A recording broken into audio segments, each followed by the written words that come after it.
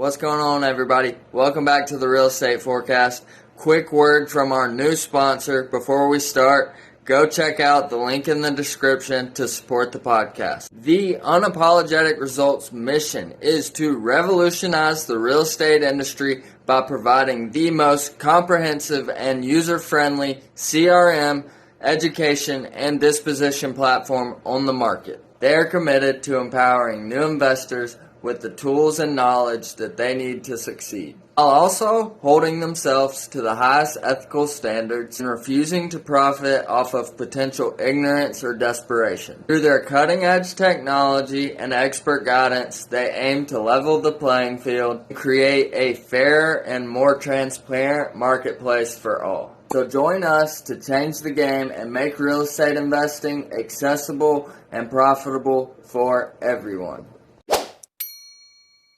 All right, everybody, welcome back to the Real Estate Forecast. I have got my man Ethan here with me today.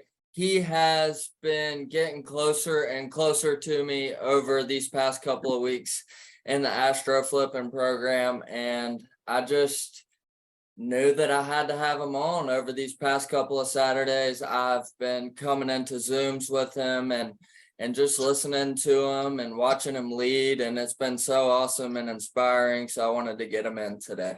I appreciate you, my man. A lot of kind words. I appreciate it. Of course, man. You're doing some really good things in the community, and I think it needs to be highlighted for sure. So kind of getting into this, let's see, how long have you been in real estate? Let me ask you that. Real estate in general, I want to probably say about 1.5 years or so. Okay, so are you an agent? No, so I started wholesaling, actually doing the work probably early September. And before that, I was a mortgage banker. So I was the guy you go to whenever you're looking to just get a traditional mortgage, single family, multifamily house. So that's kind of how that was my entry kind of into real estate, being able to underwrite mortgage deals, and obviously being able to walk an individual or a borrower from getting pre-approved for a mortgage and just taking them up until the point to where they're a homeowner. Okay, and so you're kind of going through that process. You're in that job. You're probably making a decent living. And what did you see ASTRO, or kind of you found out about wholesaling? What was the deal there? Yeah. So I've always been an entrepreneur myself. Have owned a couple businesses in my past. And I've always known of, just like the 1,001 different ways you can make money nowadays, like drop shipping, Forex, wholesaling. Wholesaling was always one of those things that I've always heard of and have been aware about for like 2 years or so. But I was always like, yeah, I'll get to it someday. I never really thought about it. But once the mortgage business was, at its height, and I realized kind of where the trajectory of the economy might be heading, I started noticing like maybe I should do something else, right? Because obviously, as you can see now, interest rates going up, not a lot of people even applying for mortgages anyway. And my girlfriend Carolina, she just like behind any strong man, there's a stronger woman. Exactly. She was the one that ultimately made me really aware of Jamil, just because we both follow a podcast called Brad Lee Podcast. He's a big entrepreneur in the entrepreneur space. So Jamil and Pace were on Brad Lee's podcast, and I listened to it. And shortly after, we just looked at each other and we were like, yeah, screw it. Let's just get on a call with ASTRO Flipping, see, how much it costs, see if we want to do it or not. Within like a day, we scheduled a call, and we hopped on the call with one of the ASTRO people within like a couple of days after that. We realized the price of it, and we were just like, screw it. Why not? Like I realized I was like, if I was able to make the mortgage business work, I can do this. It's easier. Like the transactions are faster, because in the mortgage business, I get paid like after a contract is signed, I get paid like 2 or 3 months after. I was like, oh, it's not that hard of a sale. And then I get paid faster. Why the heck not? Yeah, absolutely. So about when was that y'all made that call to ASTRO, and kind of decided, hey, I think we want to do this? I want to say that was mid-July. Yeah. So, and I want to say we actually joined Astro towards the end of July, beginning of August. We really took August to really dive into the course and really understand like what the heck even is wholesaling. So it took us about a month or so to really kind of dive into the material. And then at that point, get a good grasp of like, okay, what does the work really entail? So then from there, we just kind of, really started hitting the home run come like early September. Yeah. I kind of was a little bit different. See, I was like YouTube University the whole way, and then like I got to Astro flipping. So, and I had already done a deal before I had gotten to Astro flipping. So that's a little bit different of a move for you to go over into. So you go over into it, and what are your first thoughts? Like, do you feel like, because obviously I wasn't in Astro at that point. I mean, were you comfortable? Were you like, okay, I got this? Like, I feel like I see leaders in the community, like John Galan, I know was doing good at that point. You're like, okay, I can kind of see the way. What was your play like when you could see that? What was your play to replicate it? So I would say I made every mistake in the book possible, or at least just tried a bit of everything before getting my first deal. Ultimately, starting out very early, I realized because I am much more of a talker, I can talk to agents, and I did like that route. So my initial thing that I tried was agent outreach and on-market offers.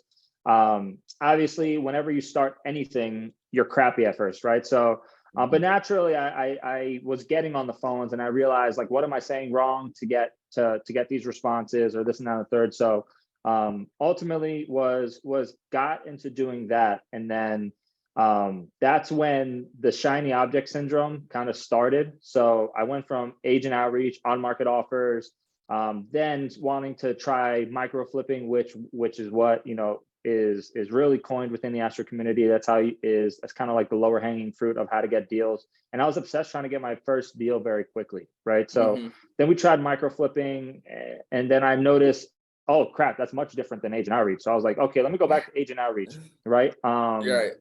So then really from there, I started then trying to become very dispo heavy, right? I wanted to be the dispo guy in Central Florida. So scratched acquisition altogether, wanted to become, the dispo guy. And then after building up enough buyers and actually have like 100+ buyers, I realized, crap, I don't have any deals to send them. So now I'm back to acquisitions, then doing all the back and forth of acquisition. And then now that I actually have some deals going, I'm contacting my buyers. And by the time at that point, it's been like 2, 3, 4 weeks, they don't even remember me. So then I'm like, bro, what am I doing? Right. And then at that point, it's probably like mid-November. And at that point, I was like, bro, I feel like I'm not scared to do the work, but I'm not focused on one thing, one avenue to ultimately see a result. Right. So at that point, that's when I really just said, like, look, I need to focus on agent outreach, like, right. And because I felt like that was my easiest route. Fast forward of just doing one thing for like 2 or 3 weeks, I got our first deal sent to us. So like our first deal that we ended up closing on, within 2 to 3 weeks of just focusing on one thing, I got it sent to me. Right. And we comped it out. It was a bit of negotiation, but ultimately we locked it up at a great price. Within 30 minutes of sending it out, my own buyer that I developed the relationship with wanted it within 30 minutes. Right. And like at that point, after a few failed contracts in the past, I realized what it felt to actually have a good deal. And I'm like, I want this feeling time and time again. Right. I want to be the guy that buyers know aren't going to just send them crap. Just like all other wholesalers, I want to be the guy that says like, no, every single one of his deals are worth looking at. And I definitely just, at that point, I was like, I want this time and time again. So that's just, at this point, developing, I know the prototype of what works. And for me, it's agent outreach.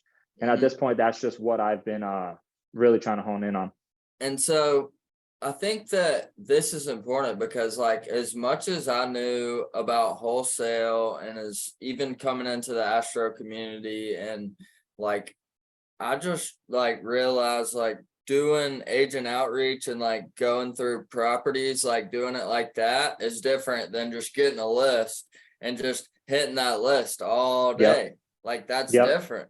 And so when I saw you like last Saturday use that Bardine and do the scraper, I have not been able to scrape anything yet, but I've just been doing the list like that, not looking at any properties, and I've had a lot better like answer rate, and I've been talking to a lot more people and having a lot better conversations. So I think it's important to like know the difference, because there is obviously of like doing agent outreach of like surfing deals on Privy, like talking to these agents that already have deals, and then doing the agent outreach where you're making these relationships and, you know, looking for deals that are coming up, you know, in the future that they have, or, you know, could possibly have listed now, but mostly looking for those pocket listings. Yeah. So I have just really got into that, and I definitely feel good about it. And like, it's not that I was trying to like switch up what I was doing or anything. It's just I really didn't even realize like that, like I just needed to just be doing the list without looking at properties on whatever. But so, you know, you got your first deal, as you said, and that the only one you've got so far? Just got one locked up today with it's an off-market deal. Got it from an agent. Super good deal in my opinion. I wouldn't be surprised if this does get assigned. Obviously, nothing's ever guaranteed in this business, but it's an if I had the money, I would do it. Absolutely. Well, it's a win no matter what, because even if you get it canceled, you know, you're going to learn something from that. So congratulations. Yeah, man, that's a win for sure. Yeah. But for me, honestly, man, I thought that you had done several deals. Yeah. Well, you know what, really at this point, I'm getting about 1 to 2 pure off-market properties a day sent to me. Obviously I instruct all my realtor partners not to send me on-market deals or other wholesaler deals, right? Some listen, some don't. And I will tell them, hey, look, I'd rather just go through the wholesaler directly, or I don't like, my team has already submitted on this, right? And ultimately I'll just go to the listing agent because they didn't understand the assignment. But so yeah, every day for the past, I would say 2 weeks, I get about 1 to 2 off-market properties sent to me. And at that point, it really is just a numbers game as to most of them do not make sense. Yesterday, I get sent a deal asking 325. ARV is 325, right? But I call my realtor partner saying, hey, you know, is it the seller that kind of dictated this price? Or is that what your CMA showed that it could sell for? No, brother, it's purely the seller. Like it's a family friend, and I'm just not trying to get beat up over here. And I'm like, yeah, you know what? I completely understand. But you know what? Obviously, that's what I would inevitably be selling it off for. I would need it around like 200. So obviously, I was like, yeah, just get back to me if the seller is willing to entertain that. But obviously, at this point, it doesn't seem like, you know, this might not be a deal. I'm gonna follow up on it. But obviously, I love that you thought about me. Keep sending them. Like keep sending them my way. Yeah, and it really must feel so good for you to really know what a good deal looks like now. Like when you're getting these and you're very confident. You're like, because I have people sending me Tennessee properties all the time. And when I'm like unsure still, I'm like, okay, you know, that's why I've been trying to get some sort of like communication within the Tennessee group going, because what y'all have going in Florida is so amazing. Which kind of leads me to my next question. Are you from Florida? No, I live in New York. You live in New York. Yeah, Okay. yeah. Awesome. So you just saw the Florida market pop. Pretty much, yeah. Man, that's awesome. So were you born and raised in New York? Born and raised New York, Long Island. Yeah. Florida is always one of those markets where I was like, look, I may want to live there one day. And I was like, hey, you know what? If I can just develop my business when I go down there, I already got homies, I already got friends, you know what? So yeah, Florida definitely. Something is calling me there one day. It may be soon, maybe a little bit out, but yeah, but also for the simple fact that everything is already established there, right? Some people will say, oh, well, I don't want to start in Central Florida, there's too much competition. Well, ultimately, especially with how ASTRO teaches, if you collaborate, that means if you collaborate versus trying to compete with everybody, obviously, if you know what a good deal looks like and you lock one up, it's pretty much guaranteed to get sold, right? Someone is going to sell it. And at that point, if everybody has a buyer for it, it's kind of a bidding war, right? You're going to be making more money. So ultimately, like, why would I want to be in my own market where there's no heavy hitters there? There's really nothing. There's really no market of people having buyers or people constantly acquiring new deals.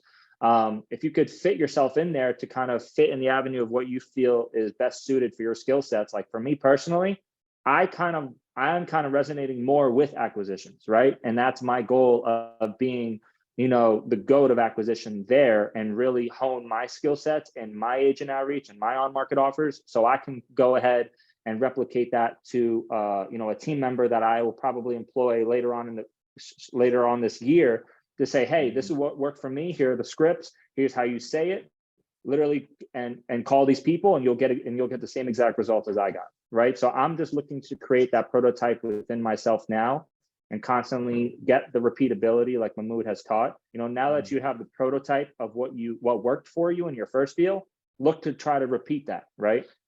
And try to repeat it as best as possible. Once that prototype is proven to be repeatable, that's when you can look to add team members onto your team and say, hey, this is what I've done. You can choose if it's acquisitions, right? That's what I'm doing. I'm looking to systematize the scripts of what I'm saying to these agents. So once I can prove that this is repeatable, I can go ahead to say, hey, look, if I have my 2 acquisition people helping me, here are the scripts. Here's how you say it. Here are the list of the people that you're going to call. Go at it, right? Mm-hmm. And here are the common objections that I get. This is how you repeat them. Say it with this form of conviction and move forward, right? And you just kind of mow down as many people on a realtor list as best you can. Well, you've done a really good job of that. And are you like typically like an extrovert kind of person who? Not at all. That's so strange. Yeah, not at all. I would say what, the skill of sales has something. All my life I have always been more of an introvert. It's something that I've definitely had to learn myself. Being that I've always learned through entrepreneurial podcasts that if you learn the innate skill of how to sell and persuade, or ultimately really just get your point across as best you can so someone can best understand where you're coming from, that's really the art of persuasion, is the ability to be able to communicate what your true intention really is, right? And it's ultimately, if your true intention is to try to help somebody, that is ultimately giving them all the information needed for them to make an appropriate decision or the best decision for them, right? So once I learned that, if you can hone in on a skill set of sales and negotiation and persuasion, you can ultimately control how much money you make in your life, right? And I'm nowhere near a sales expert of what to say and how to best persuade people. I'm still looking to get better as best I can. Mm-hmm. However, once I continuously have learned, the better you are at sales, you can make as much money in your life as you want, right? And that's just kind of where I'm at now. It's like, okay, ultimately, if you create a certain script with a certain tonality to really hone in on the pain points of whoever you're speaking with, like say it's a realtor, right? Some of the biggest pain points of what a realtor goes through in our industry is investors that waste their time. Mm-hmm. Right? So if you come from the perspective of, hey, look, I'm not looking to waste your time. I'm not looking for on-market offers. I'm not looking for wholesaler deals. I'm looking for these specific properties. Is that something that you would be able to help with? No? Okay, great. No, I completely understand the transparency. Thank you. I appreciate the phone call, right? Mm-hmm. Or if it's, yeah, I can help you out with that. great. What I truly look for is anything that's coming on, before it's submitted on the MLS, whether it's your listing or a listing of another agent. If you can send it to me, all I need to make a decision are some photos and videos, some info on the major points of the property, and ultimately the seller's asking price, right? Once I get all that information, I'll be able to get a response to you within the hour, right? Ultimately, Yeah. I'm not looking to waste anybody's time or beat around the bush. If it doesn't work out, no biggie, on to the next, right? But if it works out, it's pretty much, and I give you an offer and we can get a contract on that offer, it's pretty much close to guaranteed to get to a closing table, right? Now, that may sound pretty simple, but you're already answering a couple objections that could possibly come up in their head, right? Are they an investor that is going to waste my time if I bring them a property? Are they going to lock up a property and then ultimately, once it's under contract, are they going to try to reduce it to like $50,000, right? Number two. Number three, are they going to lowball me, right? And that's something that, all realtors are privy to investors, right? They're going to lowball the hell out of me, right? But if I answer, hey, if it doesn't work out or if I'm too low off of what they're looking for, no worries, I'll just turn that down and we're on to the next, right? So my tone is not so much of trying to be mean. It's so much, the way I try to come off is not to waste their time. Once I started having that form of tone, I started getting much better results with my realtor. That's what I found. Yeah, sort of coming at them very blunt. Hey, this is how it's gonna be. This is how it is. Yeah, I've been actually listening to a lot of Jerry Norton's live seller calls, and he's a lot like that. I'm just a student of the game, so I'm always trying to learn. Even when I get on the Saturday calls and I'm listening to you, man, like that's what I'm doing. I'm literally trying to learn. So like, obviously what you're doing right now and what you've been able to do, it's not easy to do. So like, what else are you doing in your life to like kind of be able to maximize this area of your life? Like, are you doing like meditation, like spiritual stuff, getting closer with yourself? Like, are you doing any sort of stuff like that? Yeah, I would say number one, the gym is a big part of my life. I would say I go insane. Yeah. Like, it's funny. I'm just still getting over a little bit of a boo-boo in my elbow. So for about a month and a half, wasn't able to go to the gym, and I was absolutely out of my mind, right? I love going to the gym. I love getting under some heavy weight. That's truly my therapy. I've always been in athletics all my life. So that's my therapy. Lately, I have been loving the sauna, and in the sauna, I will use that as like my meditation time in the morning. So that's what I will do, right? I think in our world, it's very easy to get overwhelmed and have a lot of noises in your head throughout the whole entire day. But when I wake up, I don't wake up super early, right? I'll wake up at like 5:30, be at the gym by 6:30, get an hour workout, 20 minutes in the sauna. But that 20 minutes in the sauna will be my quiet time, right? Is the time that I quiet my mind, because especially as you start to getting more continuous with the work, right? Oh, I have to follow up on this offer. Oh, I have to follow up on this agent. Oh crap! So now I actually have to make my initial calls for on-market offers just to get some new ones in the door, right? Oh, but now I actually have to make my initial agent calls. So as you start to become continuous, it's pretty easy to get overwhelmed, right? And no, I don't know if you're like me, but truthfully, I can never stop thinking about the business. This is my life. Yeah. Yeah. And at this point, I'm just really trying to look at it. I'm trying to systematize it at this point to a freaking T, to where it's starting to become a game to me. And at this point, just like when you were a little kid, right? Whenever you got a new video game, and that's literally all you think about, and all you want to think about is playing like that game when you're little. That's how I'm thinking about the business now, is ultimately like how I'm just constantly thinking about it, right? And when you're at that point, it's pretty hard to turn off the noise in your head. So at that point, I truly feel like meditation for me, especially that quiet time in the sauna, has been good for me, in the sense of being able to just bring myself into me and really just quiet the noise, right? Yeah. And I think I think all that stuff is great, and I'm super into all that stuff.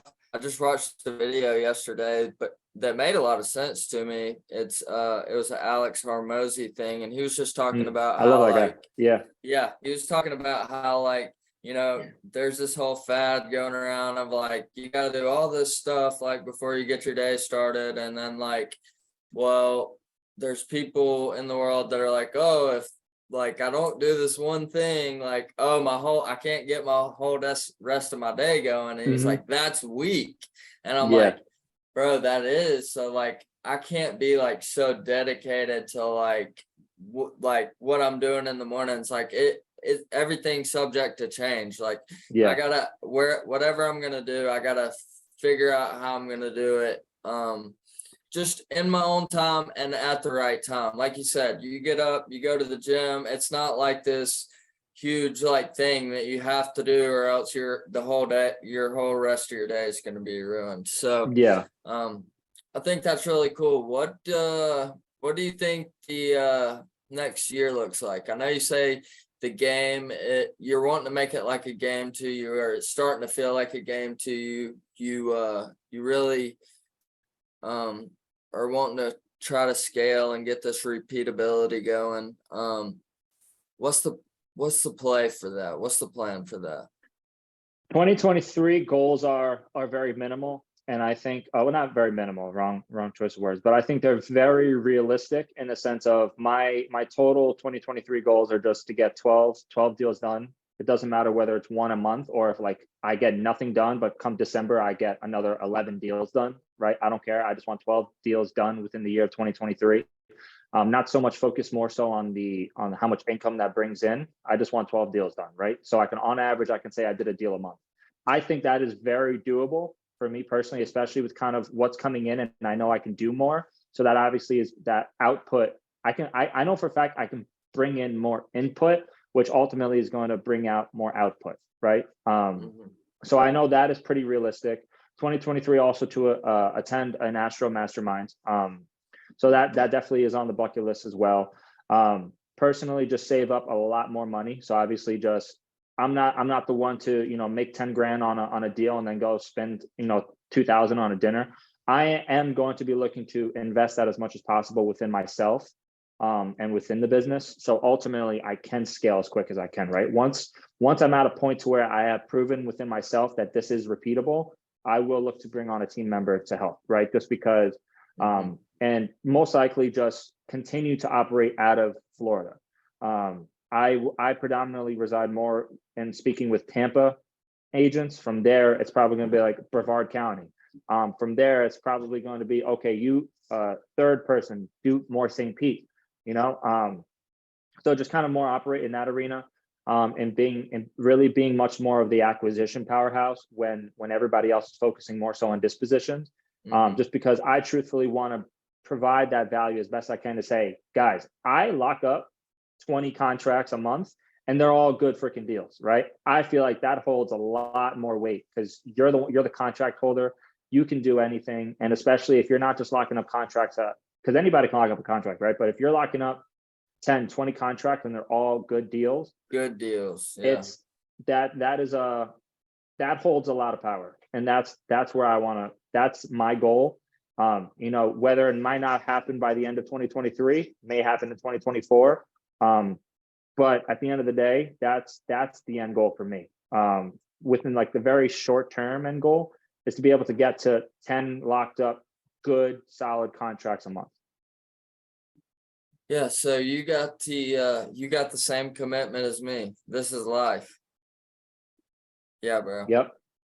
Yeah, that's where I'm at, man. There is no quitting. I've noticed that, like, through the days you have some, like Jamil says, like, you're not going to feel motivated every day. You're not going to feel like the best, but like if you keep just chucking at it, just 1% better every single day. I mean, you're proof of it. You haven't been to a mastermind. You haven't been to any big event.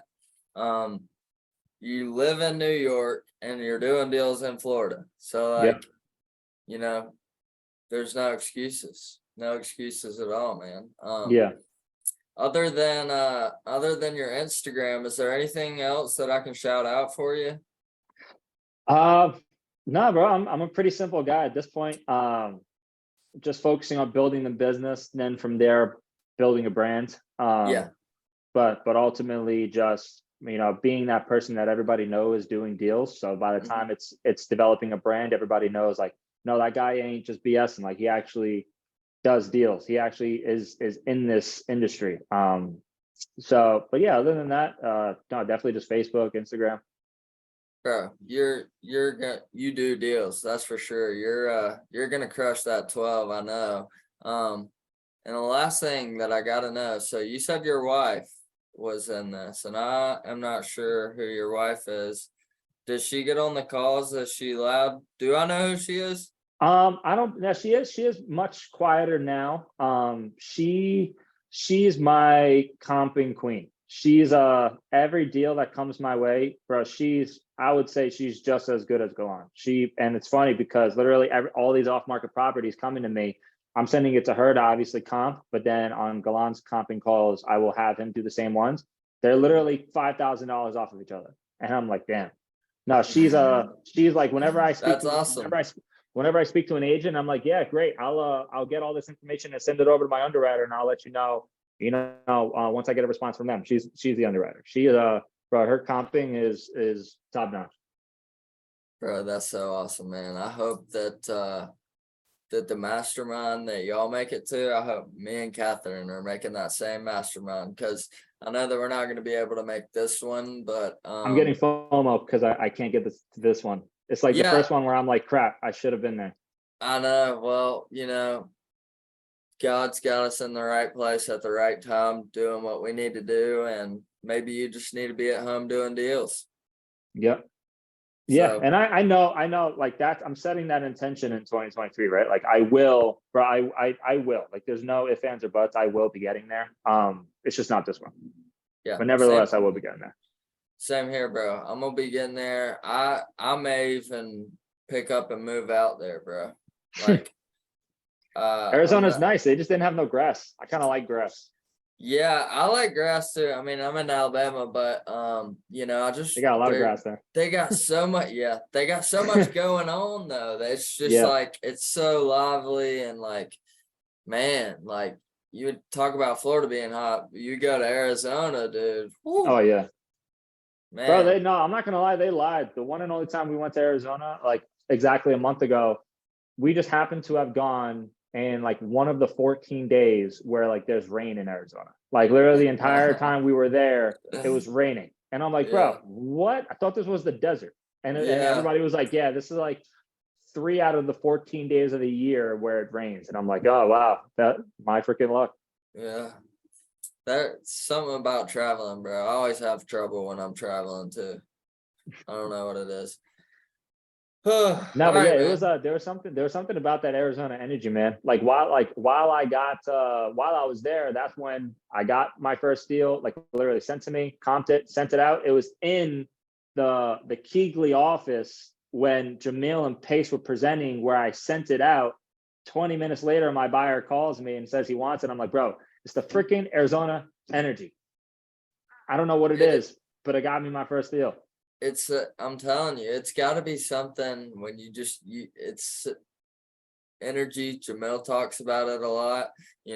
I 100% believe in it. When you were talking about to him on the call the other night, and you were talking about how like you go through these spells and your calls and you feel it's that energy, bro. I 100% believe it.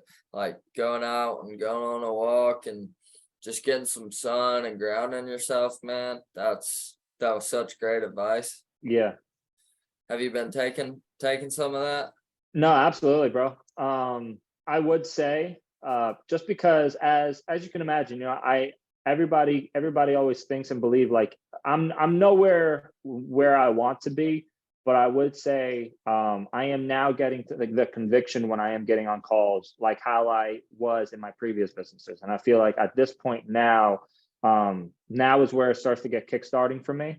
But I'm still human. I am, and it's funny because at the very early beginnings of me getting on calls with agents, I'm pretty confrontational. I don't know what it is. So whenever I know that I'm right and you're wrong, I am going to prove it. And that is not how you speak to agents, because they will get mad too.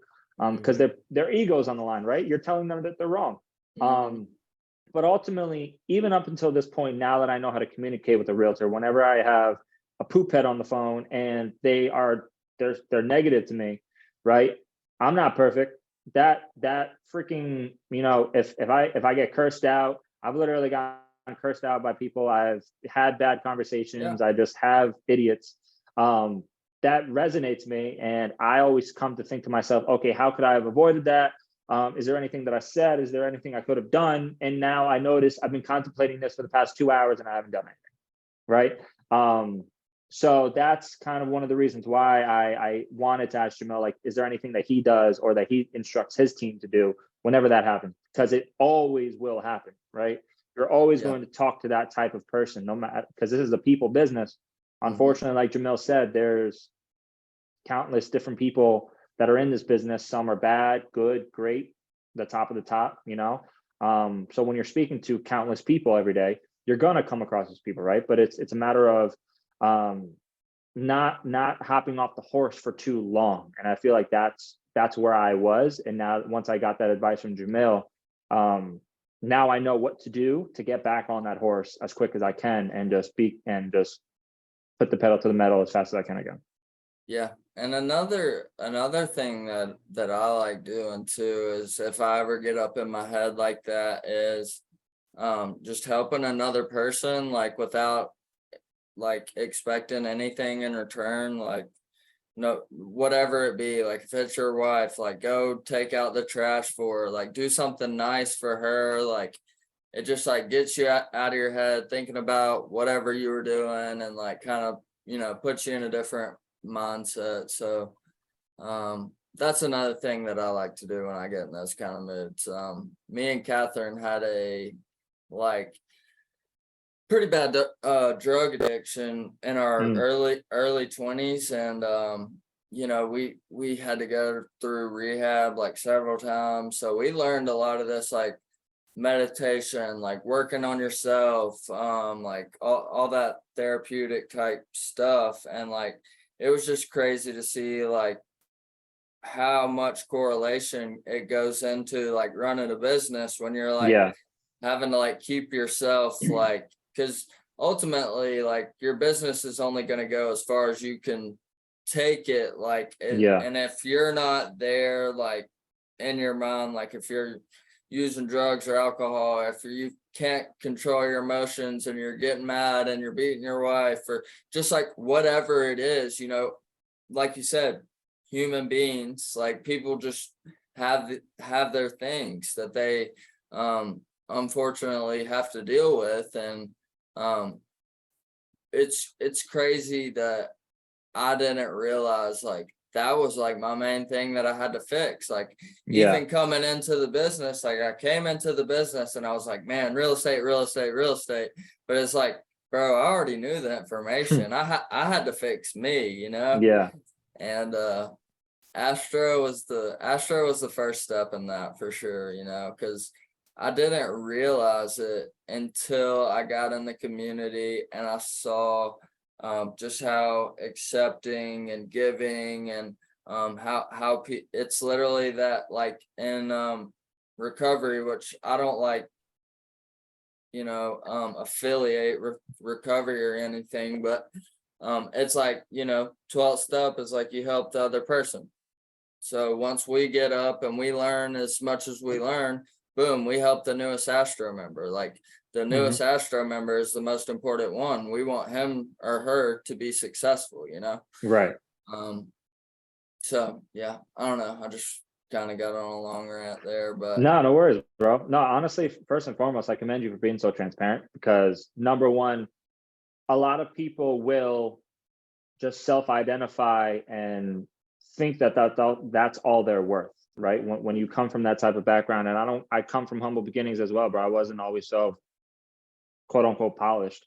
I come from very humble beginnings. But bro, what I would say is, especially from individuals who come from that type of background, it's tough even after recovery, or say you were in a situation where you have a lot of bad influences in your life, it's tough unless you do a lot of self-work to realize that you are worth much more than that, right? Even if you do become fully sober. Yeah. Because once you get up to that point and you start to realize that this is your environment, it's tough to realize that there's more out there. That not only is there more out there, but you're worth that. You know what I mean? 100%. And bro, what I would say is you and Catherine, not even fully knowing that up until this point, and just seeing how loud you guys are, seeing how influential you guys are, what I would say is just, number one, be consistent, but also number two, bro, just keep getting better, because you guys, you know, whether you've closed a deal or not, you guys are already inspiring people, right? How many people how many people does Jamil genuinely like know by heart and say I love you to, and realize like and he actually genuinely appreciates, and everybody is so appreciative of how consistent you are in the community. And it doesn't matter whether you've closed one deal, no deals, or 1,000 deals, bro. Like you already are touching people without actually being able to say, oh yeah, this is how you speak to an agent, this is what you say to the title company. It doesn't matter, right? Because ultimately, no matter if you're in business with yourself or not, you're never going to outgrow your sense of worth, right? So your business is only going to grow up until the point to where you feel like you have like, how do you say it? Ed Milet says it a whole lot smoother than I just did. But ultimately, your business only grows to your level of self-worth. That's how I was trying to say it. Okay. Because if you truly feel like you're only worth 100 grand a year, that's how much your business will end up going up to, right? If you feel like I need to make $1 million a year, you're ultimately going to end up making millions of dollars a year. Why do you feel like an individual like Jamil, if he was to lose it all tomorrow, he can rebuild a company back to that in 6 months, right? Because he genuinely feels and he knows he can get there, right? But he ultimately knows that he is worth that, right? Now, and it sucks because, you know, an individual starting and learning a new skill set, why do you think it takes them a while to get up to that $1 million mark, right? Because number one, obviously you have to learn the skill set, but the skill set is really only 10 to 20% of the battle. The other 80 to 90% of the battle is what's going on in here. Like I've noticed that within myself, that, and bro, it's something I am continuously learning to battle every day, but not battle, but continue to improve every day, is really the only individual limiting me is me. There is legitimately nothing in this world that is limiting me to building a $10 million business other than me. Either I'm not setting high enough goals, either maybe my skill set, my consistency, what I don't even know that I don't know, whatever, right? But ultimately, I know that I am improving every day. There's nothing really keeping, I don't like, there's nothing keeping me from getting there, but ultimately it's your level of self-worth, right? And really just to circle back, bro, I would say you and Catherine have the self-worth of millionaires, right? And I know that at that point, it's only a matter of time for you guys to get there, because you will figure out a way, right? So ultimately, bro, I'm proud of you. Stay consistent, and I definitely do appreciate being on here. Yeah, bro. Thank you so much for saying that about us. You know, I had Ryan Zolan on the podcast before I got into ASTRO, and he was like, man, you don't know how bad I wish I had like the videos of me crying, and like I just wish I would have documented my whole journey. So I really took that to heart, and that's what kind of got the ASTRO video started. And it has been insane to see, you know, just the effects that I've made and inspiration, and all the people reaching out to me, like, and even on my birthday this year, bro, people hadn't told me happy birthday and like 10, like since high school, you know? And then like this year's like friggin' everybody's like wishing me a happy birthday, man. It made me feel so good. And, you know, I hope that whatever I'm doing, I hope that I can keep doing it, because it is helping people, and I really appreciate your testimony to that, man. Thank you so much for coming on, and I can't wait to have you on next time after you've done 12 deals. Absolutely, bro. I look forward to it. All right, good deal, man. I'll talk to you soon. Talk to you soon, brother. I appreciate you. Peace out. Yeah, man.